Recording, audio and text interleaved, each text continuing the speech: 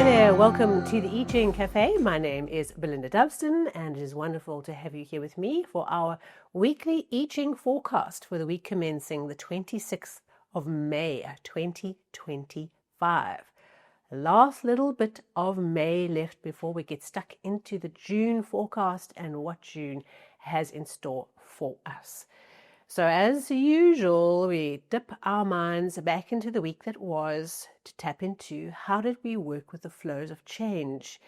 And the I Ching brought us our attention to Hexagram 29, the abysmal, last week. The water rushing down the abyss, channeling down through this ravine, bringing us to awareness of how to not hold on for dear life to the old, right? Learning how to let go, go with the flow, plunge into the water, let it take us, be like water, and let it flow.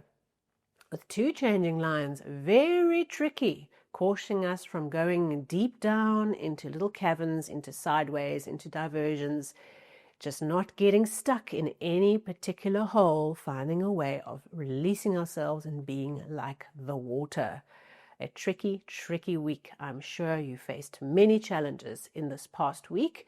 And then we also had that second hexagram, hexagram 57, the gentle, bringing us a gentle movement forward, encouraging us to find ways of subtly penetrating to truth, penetrating to ways to overcome our problems, of being like the wind that moves those grains of sand of the sand dune one at a time as those sand dunes shimmy across the desert.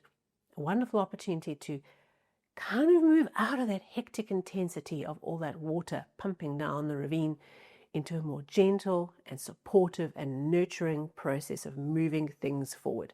Being like the wind, but not being a dissipating energy or inept, but being powerful and focused and moving things forward with support and kindness.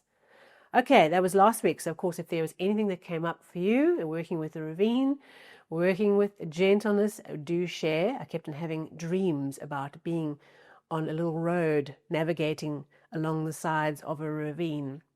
And over a series of nights, I had these dreams and realized, oh my goodness, here is the abyss coming to teach me something. Okay, so let's get into what this week is asking us to pay attention to. Right. It's a locked hexagram. So you know that means there were no changing lines when I cast the coins for the weekly forecast. We had one hexagram. That's it. So we're doubling down and intensifying and focusing on this one thing. And we seem to have had lots of locked hexagram energy over the last month or so. So obviously we're being focused, we're being really given really what it is that we need without all the lots of changing lines that bring all those other energies in. This week, our locked hexagram is hexagram 7, the army. So the structure of the hexagram gives us a clue as to what is going on here. We have earth over water, all right? We have water, okay, the flow, the energy, the underground spring, okay, underneath the earth, right? And what we're needing to do is we're needing to tap into that reserve that's sitting under the water and draw it up. Almost like you can imagine that when we look at the top triagram or earth, it's like a funnel. You want to draw that underground spring up to the surface. This hexagram talks about that when we have exceptional times, when something really calls to us to act, what we need to do is we need to dig deep and tap into the resources that are located under the ground. Draw those resources up in a very focused, very clear way to reach out, tackle the thing in front of us, and then disassemble and go back to normal life after that. So we think about the idea of the words the army with this particular hexagram relating to what happens in a time of war. Right, there's no shortage of war on our planet, sadly. But what it does is it brings this idea of when there is war, when there is an intense activity that requires unusual involvement from the everyday person, right? You're going to defend your nation. What happens is we tap into the reserves. We have the permanent army, yes, but this is about tapping into the reserves, okay? The second level of army, the people of the country, drawing them into a consolidated, focused effort to do something important. And then when that important thing is done, Everyone goes back to their lives. Farmers return to their lands, right? Blacksmiths return to the forge. It's that kind of idea. I think of these kind of oldie world ideas of like everyone being drawn into this exceptional undertaking where we're all needing to participate. And then when it is done, we can release that energy and we can send everyone back into the places they were before. That's the idea of the army. It's an exceptional time where we're needing to rally and mobilize our forces to achieve something really important. All right. For you, this might be the push for a big project that's culminating this week or is about to culminate. It might be that there's a crisis in your team and in your family where you're needing to mobilize those resources and draw everyone together. So it's not always about a negative thing, but it's where we need to tap into that wealth of resources in order to achieve something. We can't just tackle it with the small kind of permanent army that we have in place. We need to tap into more. Now, with the army, what makes it successful is that you have a general who's on the ground, who understands his or her team, right, the army, the crew, and is a very good strategist, communicator, and a mobilizer. Okay, so that is what we are needing to kind of channel this week. Have a clear plan, understand your resources, put the right people on the jobs, and go. Communicate, feedback loops. Okay, so there's a process here. Something this week is needing our focus. Okay, and the particular kind of focus is we need to be the army general. All right, issuing commands, mobilizing people, allocating jobs. That kind of process. There's a big mobilization that is needed in this week. And so we are all being called to step into our leadership position. Okay, I see this hexagram so much as one of developing leadership, but it's not the king in the ivory tower.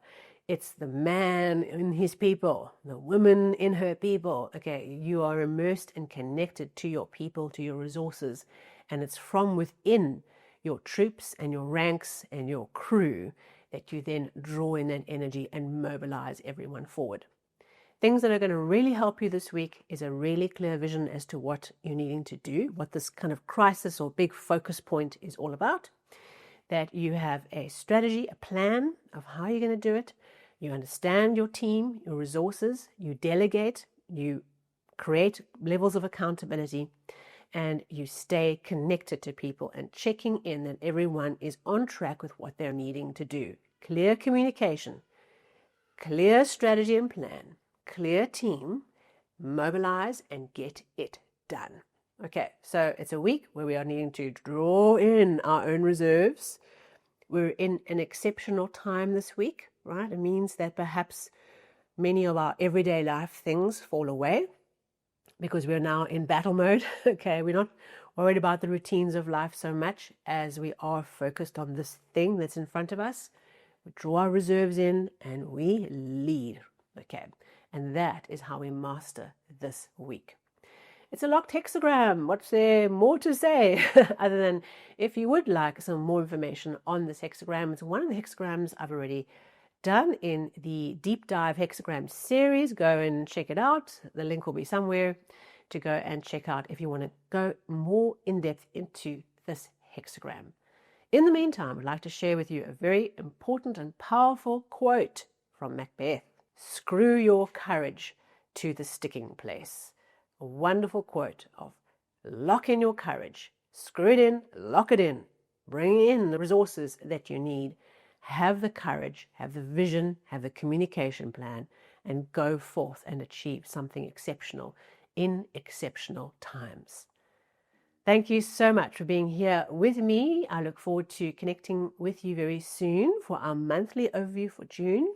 Who knows what's coming next? We've had a very interesting locked hexagram of contemplation, hexagram 20 for May. What was the bigger picture that you tapped into? What were the things that you could now see because your view was on a much higher level? And what might June ask of us as we grow and develop together? Thank you so much, and I will see you soon.